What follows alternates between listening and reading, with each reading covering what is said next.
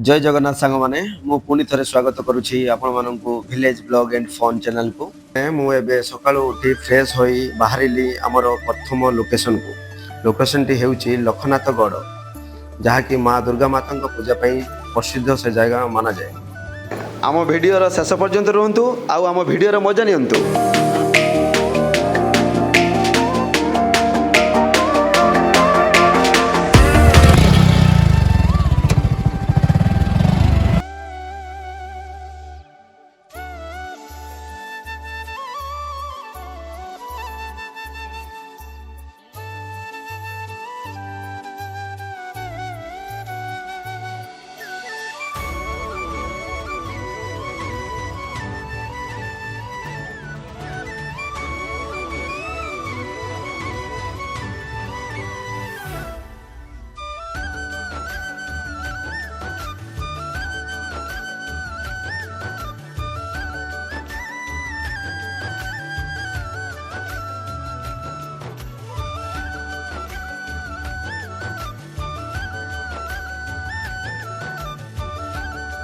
बर्तमान आम हाईवे तल को ओह्लैलु।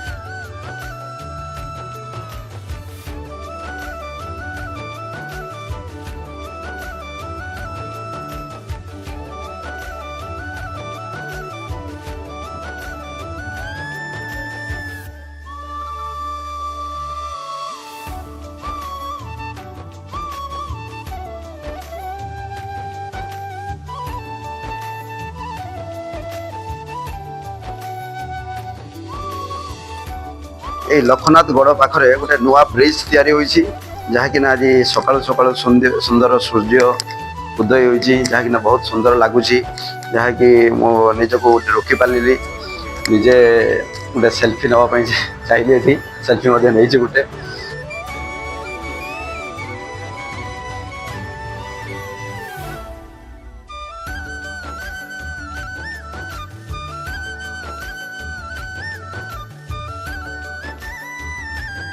आम प्रथम लोकेशन रे आसी पहुँची गलु।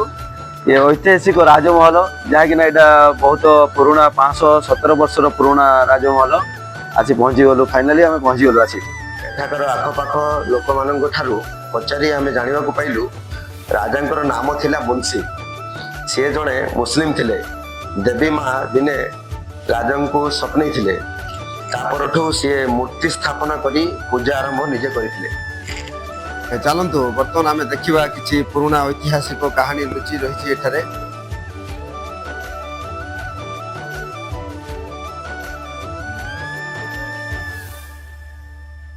ये तो बहुत पुराना 517 वर्षर पुराना महल। ये राजा आगर दरबार लगुला। एबे तो दरबार बंद हो सारी। एबे बाहर लोक आसी रोचे आमको ये देखिकी विश्वास आप मैंने करें ना ये 517 वर्षर महल बोली जी देखिए कहे 5 वर्षर महल बोली किंतु मुझे भी विश्वास करें 517 वर्षर महल बोली। एबे बहुत आपण मैंने फील करें बहुत सुंदर है देखु मैंने आम भीतर को आसिलु। एबे भीतर को आसी देखिलु माँ कनक दुर्गा मंदिर भी अच्छी आमर हनुमान मंदिर भी अच्छे ये जहाँकि राजा जे मुंशी राजा थिले से निजे पूजा करूथांती आगरू एठी आम एबे दर्शन करिवु।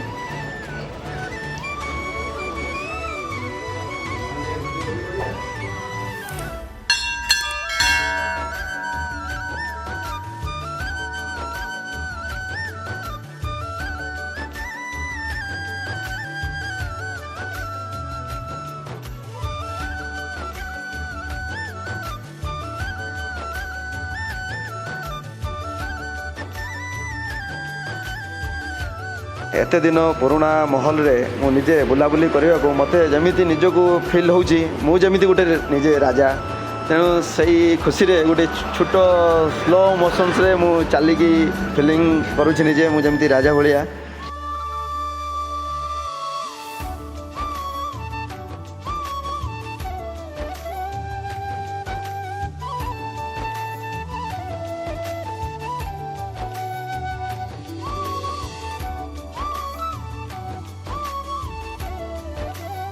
ଏବେ ତ ଆପଣମାନେ ଦେଖିଲେ ଭିତରର ଦୃଶ୍ୟ।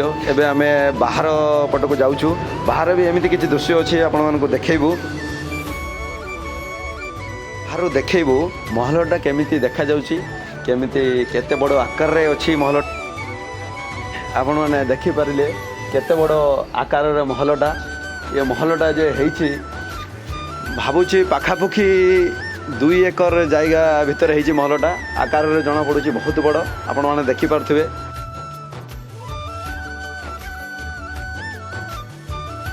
ଏପଟେ ଦେଖନ୍ତୁ ଇଏ ହେଉଛି ରାଜାରାଣୀର ପୋଖରୀ, ବହୁତ ପୁରୁଣା ପୋଖରୀ, ଯାହାକି ରାଜା ପର୍ସନାଲ ଏ ପୋଖରୀଟା ଖୋଳିଥିଲେ ରାଣୀଙ୍କ ପାଇଁ।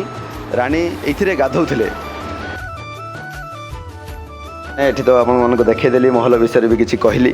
ଏବେ ଆମେ ଯିବା ନେକ୍ସଟ ଲୋକେସନକୁ ବାହାରୁଛୁ ଯିବା। ଟିକେ ଗୋଟେ ମିନିଟ୍ ଖାଲି ରହିଯାଆନ୍ତୁ। ଆମେ ତ ପ୍ରତିଦିନ ସକାଳୁ ଉଠି ଆମେ ଏକ୍ସରସାଇଜ୍ କରିବା, ଯେଟା ଜିମ୍ ଏକ୍ସରସାଇଜ୍ ବ୍ୟାୟାମ ଯେଟା କରିବା ବୋଲି ଆମେ ତ ବ୍ୟସ୍ତରେ ଭୁଲି ଯାଉଛୁ। କିନ୍ତୁ ଆମେ ଗୋଟେ ଶିଖିବାକୁ ପାଇବା, ଗୋଟେ ନୂଆ ଜିନିଷ ଦେଖିବାକୁ ପାଇବା।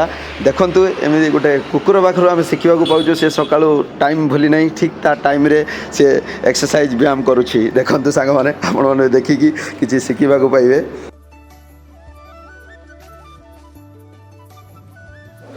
ସାଙ୍ଗମାନେ ବର୍ତ୍ତମାନ ଆମେ ଆମର ସେକେଣ୍ଡ ଲୋକେସନକୁ ଯାଉଛୁ।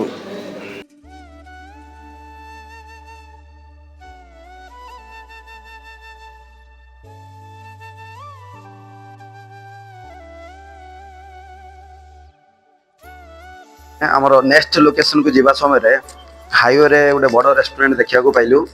ରେଷ୍ଟୁରାଣ୍ଟର ନାମ ହେଉଛି ଚାଇନା କ୍ୟାଫେ ରେଷ୍ଟୁରାଣ୍ଟ। ଆଉ ସେଠି ଭିତରକୁ ଗଲୁ, କିଛି ଲଞ୍ଚ କରିକି ଯିବା ବୋଲି ଭାବି ଭିତରକୁ ଗଲୁ। ସେଠି ଭିତରକୁ ଯିବା ବେଳେ ଦେଖିଲୁ ଆମର ଯାତ୍ରା ଜଗତରେ ସୁପର ଡୁପର କମେଡି କିଙ୍ଗ ଦୟା ଭାଇ ସହିତ ହଠାତ୍ ଭେଟ ହୋଇଗଲା। ପଣ୍ଡା ଘର ଝିଅ ମୁଣ୍ଡା ତାଳ ମିଶିରି ପାଣି ଦେଖୁ ଦେଖୁ ସିଏ ଯିବ ବତୁରି। ପଣ୍ଡା ଘର ଝିଅ ମୁଣ୍ଡା ତାଳ ମିଶିରି ପାଣି ଦେଖୁ ଦେଖୁ ସିଏ ଯିବ ବତୁରି। ଫ୍ରିଜରେ ରଖିଲେ ବି ନ ହୁଏ ଥଣ୍ଡା, ଗ୍ରେଟ୍ ଖୋଲି ଆସିଲେ ବି ଭାଙ୍ଗିବ ସଣ୍ଡା। ଫ୍ରିଜରେ ରଖିଲେ ବି ନ ହୁଏ ଥଣ୍ଡା, ଗ୍ରେଟ୍ ଖୋଲି ଆସିଲେ ବି ଭାଙ୍ଗିବ ସଣ୍ଡା। ଅରୁଆ ଡାଲମା ସଙ୍ଗେ ଖାଣ୍ଟି ଗୁଆ ଘିଅ ଖାଇକି ବଡ଼ ହେଇଛି ପଣ୍ଡା ଘର ଝିଅ। ଅରୁଆ ଡାଲମା ସଙ୍ଗେ ଖାଣ୍ଟି ଗୁଆ ଘିଅ ଖାଇକି ବଡ଼ ହେଇଛି ପଣ୍ଡା ଘର ଝିଅ। କାକୁଡ଼ି ଗାଜର ମୂଳା ଖାଇ କରେ ବାନ୍ତି, କାକୁଡ଼ି ଗାଜର ମୂଳା ଖାଇ କରେ ବାନ୍ତି, ତଥାପି ସେ କାଲୁ ବାଲୁ ହୁଏ ନାହିଁ ଶାନ୍ତି। ଧନ୍ୟବାଦ।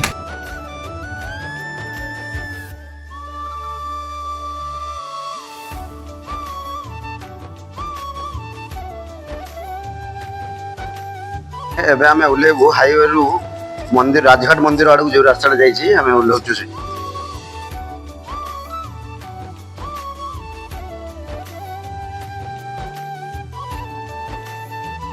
हाँ नमस्कार, जय Jagannath. Village blog and fun channel को आपण माने सब्सक्राइब करंतु, लाइक करंतु, शेयर करंतु।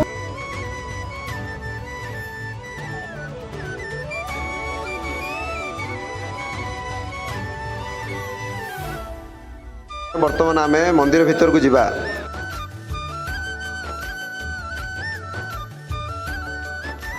ଦେଖନ୍ତୁ ସାଙ୍ଗମାନେ, ଏପଟେ ଦେଖନ୍ତୁ ଆମ ଓଡ଼ିଶାର ସଂସ୍କୃତିର ଭଗବାନ ଶ୍ରୀ ଶ୍ରୀକୃଷ୍ଣଙ୍କର ନୀଳାକୁ କିଛି ଆର୍ଟ୍ସ ମାଧ୍ୟମରେ ଦେଖାଇଛନ୍ତି। ବହୁତ ସୁନ୍ଦର ହୋଇଛି।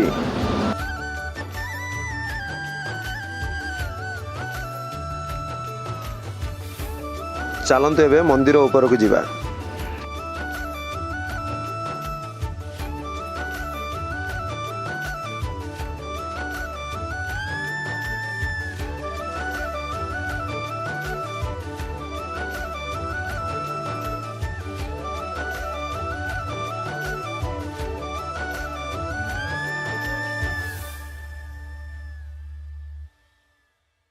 ପ୍ରଥମେ ଆମର ପ୍ରଭୁ ଶ୍ରୀ ଜଗନ୍ନାଥଙ୍କୁ ଦର୍ଶନ କରିବା।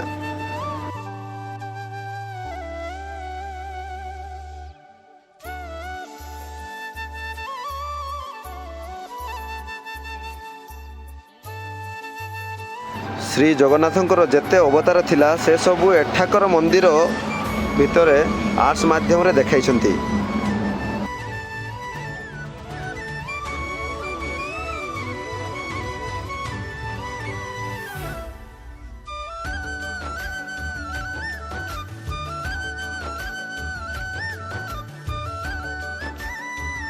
ଦେଖନ୍ତୁ ସାଙ୍ଗମାନେ, ମନ୍ଦିର ଉପରୁ ସୁବର୍ଣ୍ଣରେଖା ନଦୀକୁ କେତେ ସୁନ୍ଦର ଲାଗୁଛି।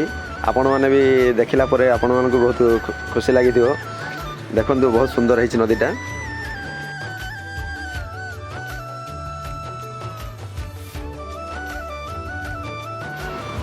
ଏହାପରେ ଆମେ ମହାଦେବଙ୍କୁ ଦର୍ଶନ କରିବାକୁ ଯିବୁ।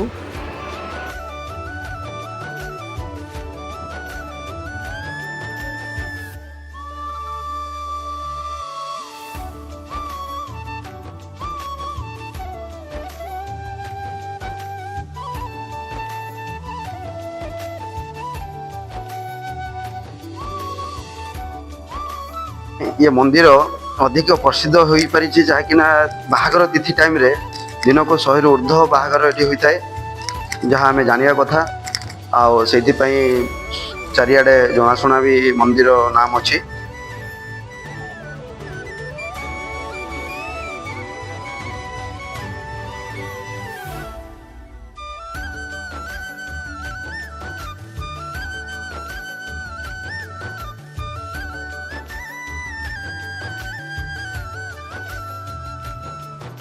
ଚାଲନ୍ତୁ ଏବେ ଯିବା ମନ୍ଦିର ପଛପଟେ କିଛି ଦୃଶ୍ୟ ଆପଣମାନଙ୍କୁ ଦେଖେଇବି।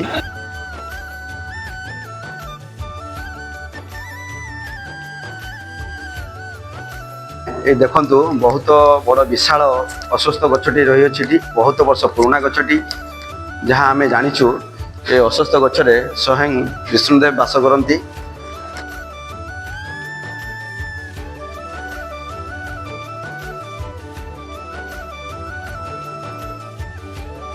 यही लोकेशन टी होची जिला बालेश्वर ब्लॉक बस्ता पंचायत संतोषपुर ग्राम बेणापुरा ये उपस्थित है मंदिर।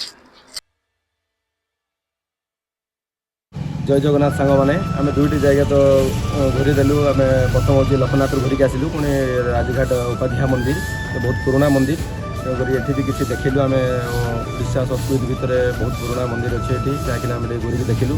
सेकेंड टाइम भी आपण मानक भल भल भिड देखू भल भल जगह को जीवु जदि आपंकर सपोर्ट रहिबो निश्चय आम देखू भल भल वीडियो। आपको जब पसंद आसो किसी कमेंट माध्यम जय जगन्नाथ लिखे। निरंजन भाई की बहुत बहुत धन्यवाद। आ निरंजन भाई की हेल्प करंतु ब्लॉग चैनल को आप एत मात्रा शेयर करूँ जे भर गोटे आहरी एनर्जी आसो सी आपको नुआ नुआ भिड सब देखिए। जय जगन्नाथ। पुणी देखा नेक्स्ट वीडियो रे। जय जगन्नाथ सांग।